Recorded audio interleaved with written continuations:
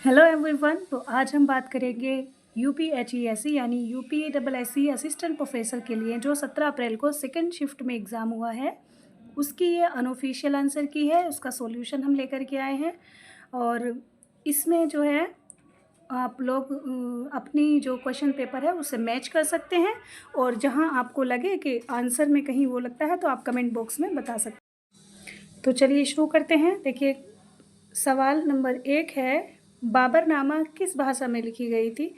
Option B तुर्की। तुर्की is the right answer. Next question है, संविधान सभा का प्रथम अधिवेशन सत्र कब आयोजित हुआ था? वो हुआ था 9 दिसंबर 1946, यानी option C is the right answer. Next question देखते हैं, निम्नलिखित में से कौन भारत में 31 दिसंबर 2024 तक कौन से रामस्थल हैं, रामसर साइट्स हैं? तो वो हैं बखीरा, रामगढ़, सुंदरबन, आद्र और ये सुल्तानपुर। तीनों चारों ही हैं। Option C is the right answer, A, B, C और डी। नेक्स्ट क्वेश्चन देखते हैं, नीचे दो अभिकथन दिए गए हैं। पहला उसका अभिकथन है, दूसरा उसका कारण है। तो ये है, एनआईआरएफ एक रैंकिंग प्रणाली है जिसे भारत सरकार के शिक्षा मंत्रालय ने 2015 में शुरू किया था और इसका जो है कारण है वो ये है कि एनआईआरएफ का उद्देश्य विभिन्न मापदंडों के आधार पर भारत में उच्च शिक्षा संस्थानों का निष्पक्ष और पारदर्शी मूल्यांकन प्रदान करना होता है। तो इसका ये दोनों ही सही है। तो इसका सही जवाब होगा ए और आर दोनों सत्य हैं। आर ए की सही व्याख्या करता है। Option D is the right answer. अगला सवाल देखते हैं, ये है, आणविक ऊर्जा संस्थान ट्रॉम्बे की स्थापना कब हुई थी? तो वो है 1954। Option A is the right answer. Next question देखते हैं, निम्नलिखित में से कौन सा एक आईसीटी प्रणाली का घटक नहीं है? तो देखिए, इसमें ये बायोमेट्रिक सेंसर और सूचना में से कोई एक होगा। आप कमेंट में बताएं कि कौन सा इसका सही आंसर है। अगला सवाल देखते हैं, इनमें से कौन शिक्षा का एक अनौपचारिक अभिकरण स्रोत नहीं है? यानी कि एक अनौपचारिक तौर पर हम कहाँ से नहीं सीखते हैं, है ना? तो वो देखिए, इसमें हम परिवार से सीखते हैं बच्चे, है ना, खेलों से भी सीखते हैं, धार्मिक संस्थाएं से भी सीखते हैं। लेकिन अगर देखा जाए तो इसमें सामान्य खेल और संस्थाओं में से कोई एक हो सकता है। तो इसका भी जवाब आप बताइएगा कि कौन सा सही जवाब है। अगला क्वेश्चन देखते हैं, कंप्यूटर की मेमोरी जो उसके निर्माण के समय प्रोग्राम में होती है वो क्या कहलाती है? तो देखिए, वो क्या कहलाती है, उसकी मैन्युफैक्चरिंग के टाइम में इस्टेब्लिश की जाती है, तो वो होती है Rome. Option D is the right answer. Next question है, द सॉरी दक्षिण अफ्रीका में जुलू विद्रोह के समय गांधी जी को अंग्रेज़ों की सेना में कौन सी पदवी दी गई थी? तो वो है sergeant major. Option C is the right answer. Next question है, भारत के संविधान में निम्नलिखित में से कौन सा अनुच्छेद वयस्क मताधिकार से संबंधित है? तो वो है article 326। Option C is the right answer. Next question देखते हैं, भारत में स्वतंत्रता के पश्चात भूमि सुधार को लागू करने का प्राथमिक उद्देश्य क्या था? तो प्राथमिक उद्देश्य था उसका भूमिहीन किसानों को भूमि का पुनर्वितरण। नेक्स्ट क्वेश्चन देखते हैं, निम्नलिखित में से कौन एक कृत्रिम बुद्धिमत्ता यानी एआई का उपकरण नहीं है? चैट जीपीटी है, जेमिनी है, क्लाउड है, गूगल प्ले स्टोर नहीं है। Option D is the right answer. अगला सवाल है, किस खुशबूदार उपज के लिए हाँ नागौर प्रसिद्ध है? धनिया, लहसुन, जीरा या मेथी? तो ये मेथी इसका सही जवाब है। अगला सवाल देखते हैं, प्रशासन में बिग डेटा एनालिटिक्स के प्रमुख उपयोग क्या हैं? तो ये जो बिग डेटा एनालिटिक्स होता है वो किस किस के लिए होता है? बीमारियों के प्रचार प्रसार के लिए, चुनाव परिणामों की भविष्यवाणी, साइबर सुरक्षा को बढ़ाना। A, B, C. Option D is the right answer. Next question देखते हैं, बैरन द्वीप कहाँ स्थित है? तो वो है अंडमान में। Option D is the right answer. Next question देखते हैं, सूची फर्स्ट को सूची सेकंड से सुमेलित कीजिए। तो इसका जो है ये ग्लोबल मुक्त विश्वविद्यालय जो है ये है दीमापुर में। ए का 4, ठीक है, ए का 4। और दूसरा नेताजी सुभाष चंद्र बोस मुक्त विश्वविद्यालय, ये है आपका कोलकाता में, और सॉरी बिलासपुर में। और एक सेकेंड, ये है दीमापुर में, वर्धमान महावीर है कोटा में, यानी सी का 1। तो ये option C, option A is the right answer. सही है। नेक्स्ट क्वेश्चन देखते हैं, राजभाषा कीर्ति पुरस्कार योजना का मुख्य उद्देश्य क्या है? तो इसका मुख्य उद्देश्य है हिंदी के कवियों को सम्मानित करना। अगला सवाल देखते हैं, जनहित याचिका की अवधारणा की उत्पत्ति हुई थी, कहाँ से हुई थी? वो हुई थी संयुक्त राज्य अमेरिका में। अगला सवाल है, कौन सी भारतीय कंपनी 2024 में 20 लाख करोड़ का बाजार पूंजीकरण करने वाली पहली भारतीय कंपनी बन गई है? तो इसमें से TCS और ये किसी ने बताया है, लेकिन अभी तक मुझे TCS लग रहा है। आप लोग बताइए इसका सही जवाब क्या है। अगला क्वेश्चन देखते हैं, नीचे आर्द्रभूमि स्थल एवं राज्यों के नाम दिए गए हैं, उन सही जोड़े का चुनाव कीजिए। तो देखिए इसमें जो है ये एक तो ये ठीक है, और सूर सरोवर उत्तर प्रदेश, यानी कि 2, 1 और 4 सही है। Option B is the right answer. Next question देखते हैं, लिम्बिक तंत्र भाग है तंत्रिका तंत्र का। Option B is the right answer. Next question, PLI scheme किस एक क्षेत्र से संबंधित नहीं है? देखिए ये ऑटोमोबाइल से भी है, इसी से भी है, लगभग इसी से भी है। अब ये इसका या तो ये फिर हो सकता है या फिर ये। देखते हैं फाइनल आंसर की में क्या जवाब दिया जाएगा। अगला सवाल है, किस अभिलेख में कालिदास एवं भारवी दोनों का उनके नामों से उल्लेख मिलता है? ऑप्शन बी ऐहोल प्रशस्ति स्तंभ में इनका नाम मिलता है। अगला सवाल, भारत के का पहला पुनः प्रयोज्य हाइब्रिड रॉकेट रूमी कब प्रक्षेपित किया गया था? तो वो किया गया था 24 अगस्त 2024 को। क्वेश्चन नंबर 25, चावल उत्पादन में भारत का विश्व में कौन सा स्थान है? वो है द्वितीय। नेक्स्ट क्वेश्चन देखते हैं,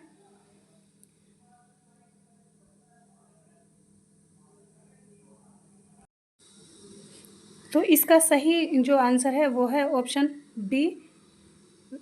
अगला सवाल देखते हैं, ब्लूम द्वारा स्थापित ज्ञानात्मक शैक्षिक उद्देश्यों में निम्नलिखित में से कौन सा सम्मिलित नहीं है?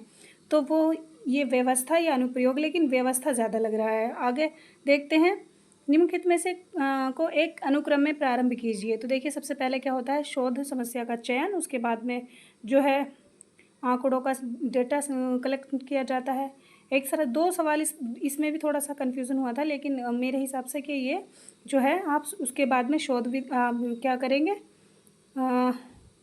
पहला आपका ये हो गया है समस्या का चयन, दूसरा आंकड़ों का संग्रह, तीसरा शोध विधि, और चौथा ये। Option B is the right answer, but किसी ने ये भी बताया है। देखते हैं अब आगे क्या होता है।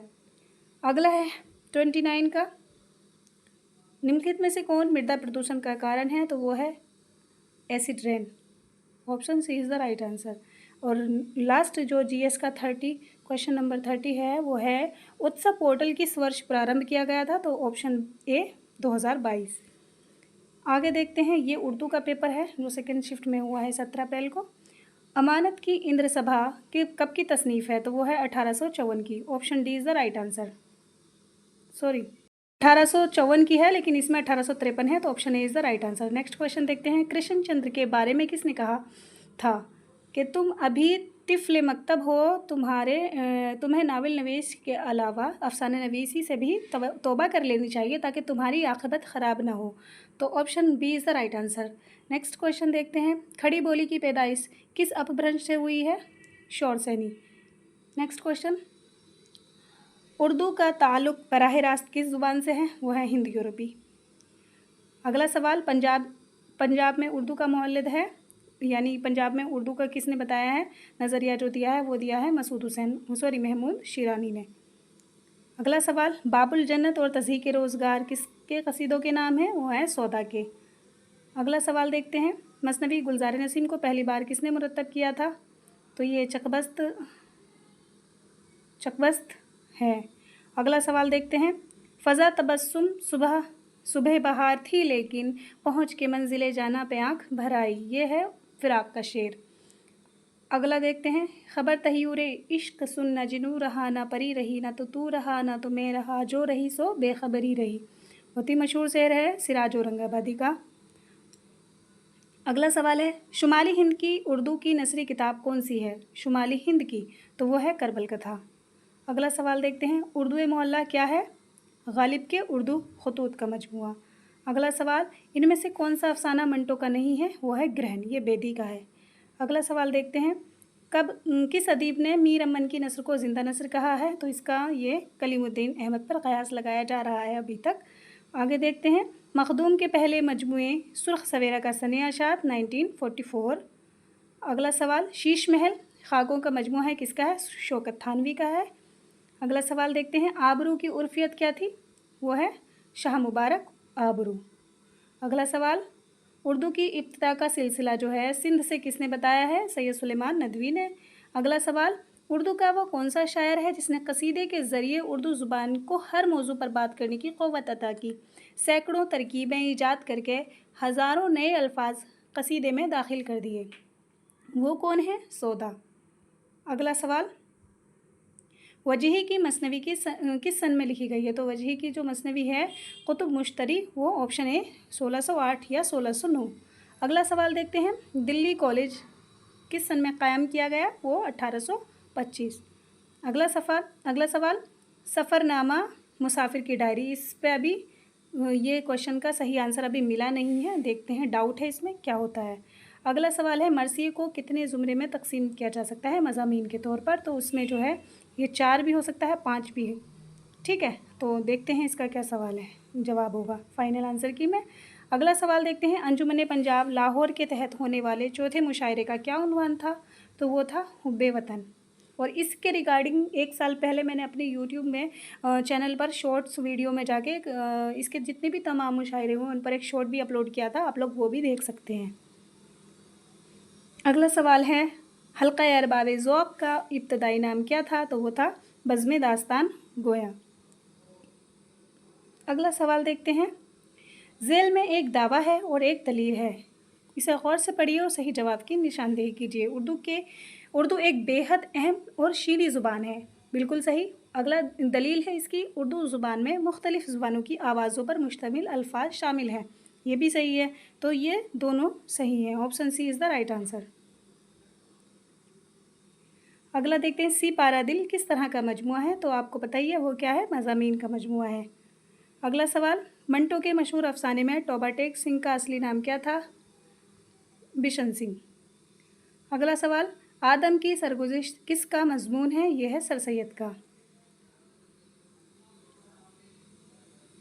अगला सवाल है, इन दिनों गर्चे दक्कन में है बड़ी कदरे सुखन, कौन जाए ज़ोक पर दिल्ली की गलियाँ छोड़कर? Option C is the right answer. अगला सवाल है, ज़ैल में से कौन सी मसनवी दाग की है? फरियाद दाग, सही जवाब। अगला सवाल, सुबह आया जानिबे मशरिक़ मगर एक निगारे आतिशी रुख पर खुला। दोस्तों इस सवाल का जवाब आप लोग कमेंट में बताएं क्या हो सकता है। दोस्तों इस सवाल का जवाब आप लोग बताएं कमेंट में क्या हो सकता है। अगला सवाल देखते हैं, बादशाह अली आदिल शाह के साथ शाही महल में किस मशहूर शायर की तालीम और तरबियत हुई थी? तो वो थे नुसरती। नावल अलीपुर का एली की ज़ख़ामत को देखते हुए किस तंज़निगार ने कहा था कि यह उर्दू का ग्रंथ है? तो वो कहा था इब्न इंशा ने। अगला सवाल देखते हैं, दर्जा झैल में से कौन दुरुस्त नहीं है? Option A is the right answer. 65 का देख लेते हैं, अहमद हिमेश का ताल्लुक़ किस अदबी रुझान से है? जदीदियत माबाद जदीदियत, दोनों के दौर में ये ज़िंदा थे। अब देखते हैं फाइनल आंसर की में आयोग क्या बताएगा इसका सही जवाब। अगला सवाल देखते हैं, जिस हालत को हम सुकून से ताबीर करते हैं, अगर चाहें तो उसको मौत से भी ताबीर कर सकते हैं। मौज जब तक मुझ तरफ ज़िंदा है, आसूदा हुई तो मादूम हुई। इसका सही जवाब है, ये इबारत कहाँ से ली गई है? सिपारा दिल गुबार खातिर नहरंगे ख्याल या संगो खिश्त, ये ली गई है गुबार खातिर से। अगला सवाल, गालिब की फ़ारसी मसनवी चराग़ देर का मंजूम तर्जुमा किसने? प्रोफेसर हनीफ नकवी इसका सही जवाब है। अगला सवाल देखते हैं, दफ्तर मातम किसका मजमुआ कलाम है? तो वो है सौदा का, मिर्ज़ा दबीर का।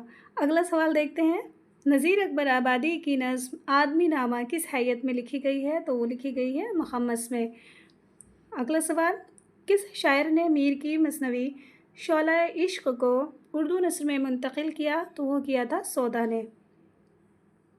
सवाल नंबर 71, फोर्ट विलियम कॉलेज के क़याम में किसने अहम रोल अदा किया? लॉर्ड वेलेस्ली ने। Option is the right answer. सवाल नंबर 72, नसीरुद्दीन हाशमी ने किस खित्ते को उर्दू का मौलिद कहा है? तो वो कहा है दक्कन को। अगला सवाल देखते हैं, ज़बस ये मुल्क है पेड़ पे बस्ता, कहीं ऊंचा कहीं नीचा है रास्ता। मस्कूरा बाला शेर मीर हसन ने किस शहर के बारे में लिखा है? तो I hope Lucknow is the right answer. अगला सवाल, क़ुर्रतुल ऐन हैदर के पहले नावल का नाम बताएं। तो वो है मेरे भी सनम खाने। अगला सवाल, साहिल और समंदर किसकी तसनीफ़ है? एहतशाम हुसैन का सफ़रनामा है।